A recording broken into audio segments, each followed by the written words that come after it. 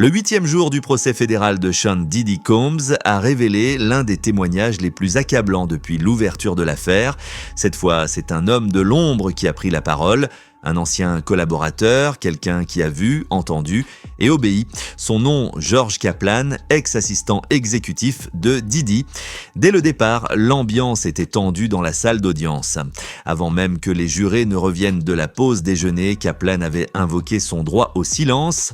Mais en échange d'une immunité judiciaire, il a accepté de tout révéler et ce qu'il a raconté a glacé la salle.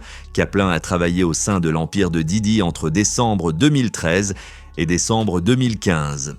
Au départ assistant d'un directeur, il est rapidement devenu l'assistant personnel du chairman, autrement dit de Sean Combs lui-même.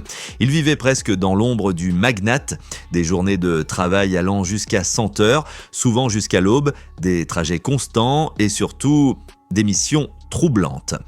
Il affirme avoir racheté de la drogue pour Diddy sur instruction directe, notamment du MDMA à Miami comme à Los Angeles. Il utilisait l'argent de Diddy, contactait les dealers et livrait ensuite les substances dans des hôtels qu'il avait lui-même réservés. Ces chambres, il ne se contentait pas de les louer, il les transformait. À l'aide d'une carte de crédit professionnelle, il les remplissait de bougies, haut-parleurs, baby oil, lubrifiants, bouteilles d'alcool. Il y déposait même parfois des vêtements, des chargeurs et d'autres objets qu'il refusait de nommer précisément. Tout devait être prêt, le cadre idéal pour ce que Kaplan n'a pas besoin de décrire, mais surtout, il devait tout nettoyer après. Absolument tout, rien ne devait fuiter, pas même une goutte d'huile sur un drap. Kaplan expliquait que certains hôtels revendaient des informations ou des photos à la presse. Diddy tenait à son image, alors tout devait disparaître. Surtout les traces de poudre, surtout les bouteilles vides, surtout les secrets.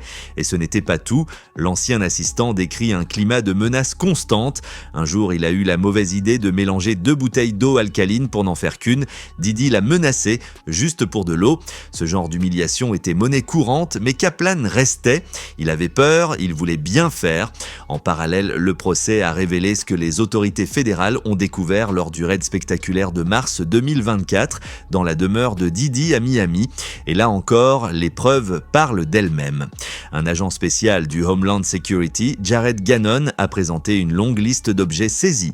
Parmi eux, des talons aiguilles, des sextoys, des dizaines de flacons de baby oil et d'Astroglide, soigneusement alignés dans une armoire, mais aussi un sac Gucci contenant un cocktail de drogue, cocaïne, MDMA, kétamine, Xanax, méthamphétamine et même des champignons hallucinogènes.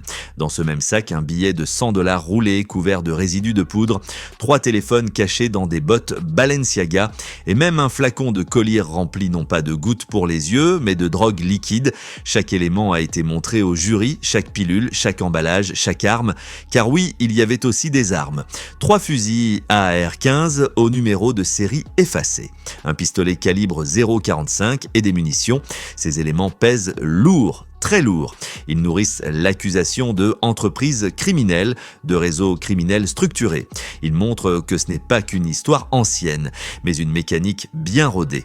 Et pour comprendre pourquoi Cassie Ventura est restée si longtemps dans cette relation toxique, le parquet a fait appel à une experte, la docteure Dawn Hughes, psychologue renommée, connue pour avoir témoigné dans l'affaire Johnny Depp, Amber Heard.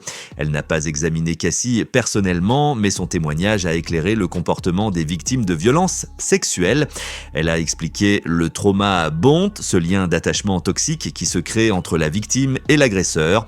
Elle a parlé de la honte, de la peur, de l'absence de ressources et de cette quête d'un retour à la version aimante de celui qui, autrefois, était attentionné. Elle a décrit les blocages psychologiques, les allers-retours, les silences et surtout, elle a répondu à la question que tout le monde se pose. Pourquoi ne part-elle pas? Mais la défense n'a pas tardé à contre-attaquer. L'avocat Jonathan Bach a cherché à décrédibiliser la psychologue, affirmant qu'elle ne faisait que des généralisations, qu'elle n'avait étudié aucun élément concret du dossier, qu'elle était une experte à gages payer pour valider le récit de la plaignante. Et pendant ce temps, Didi hochait la tête, approbateur et froid, comme s'il contrôlait encore la scène. Enfin, la journée s'est conclue sur une note tendue, mais attendue.